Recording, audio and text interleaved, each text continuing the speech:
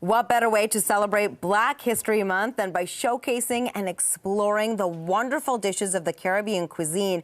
And for more on how African cuisine influences the vibrant Caribbean culture is Noel Cunningham. Thank you so much for being here. Thanks for having me. You have a book, a catering company, Yes. a restaurant, all with the same name. Yes, Cuisine by Noel. Yes. So nice to have you here. So tell us about some of these dishes that we have here. Alrighty, so over here we have a oxtail soup. And as you can see, it's very hearty. It smells so good. Yeah. So in the Caribbean, our soup is all like a meal. It's filling, dumpling, yam, corn, the works is there. Then this one over here now is a callaloo. It's like a spinach with some salted cod. And a quick little history, of course, you know, the cod is from Newfoundland, and back in the days, Jamaica would trade rum barrel for codfish. Oh. And, yeah, so that's how this became a part of also our national dish as well. Look at that. Yeah, the codfish. And over here, all the way from Trinidad, a pilau, and it's a one pot as well. So the Caribbean is very big on one pot dishes. Yeah, and then over here now is a hummingbird loaf. This one dates back to Jamaica 1960.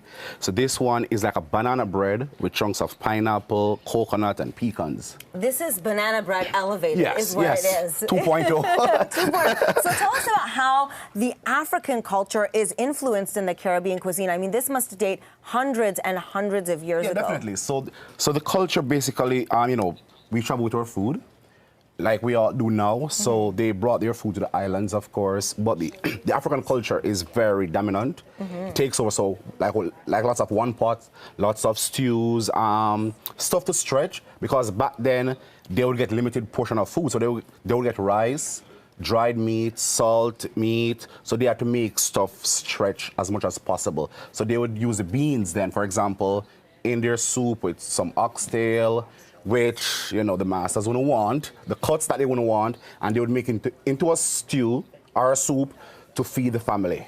Oxtail is absolutely delicious. It's king. It's one of my favorites. Yeah. So for someone who, if they think of Caribbean or Jamaican cuisine, Yes. they think of probably jerk chicken or even Patty. Jamaican patty. Jamaican patty, You know, yeah. those are dishes that we know, but what would you suggest them to try if they were going to try it? I would say some persons are, I think, scared of oxtail, and then we have so many other dishes. But I think what makes the Jamaican cuisine so unique is the flavors. It's different. It's different. Our curry chicken is pretty good. It's an intense flavor. Yes, I say once you go to Jamaica, just try everything. Let's give it a try. Absolutely. Codfish, ackee, Yes. and saltfish. Ackee is not so popular. That's a good one. Some person refer it to like a scrambled egg, but it's not. It's Even breakfast is very arty. different. Yeah, Yes. it's very heavy. So you could have, I think you mentioned stewed chicken earlier, right? So we call it stewed chicken. Yes. Like a braised chicken, brown- right? brown stew, yes. Brown stew, yeah. So we'll have brown stewed chicken with some callaloo and some boiled dumpling, fried dumplings, some yam. Yeah, and that's breakfast. That's breakfast. So good. I know. Yeah. It's heavy. Yeah, because the thing is, it was created so it could last you, right? It's out of survival. So you wouldn't have time to be eating 3-4 meals for the day. You have to eat something to stay full. I love it. Yeah. Tell us what you're doing with this hummingbird. So over here now, what are you so what I'm putting on? doing is I'm elevating it again. So this is 3.0 now. Yes, 3.0. So I'm adding some cream cheese to this hummingbird loaf. So as I said earlier, it's a banana bread with pineapple, coconut, some pecans. So all I'm doing, adding some cream cheese to it. Then I'm gonna add some pineapple, just to make it look pretty. It's already very pretty. Yes, and this is now it's 4.0. yeah. And then we're gonna add some pecans to it. So good. All chopped, and some toasted coconut flakes. These are dishes you can try at home. It's very simple. It's very easy.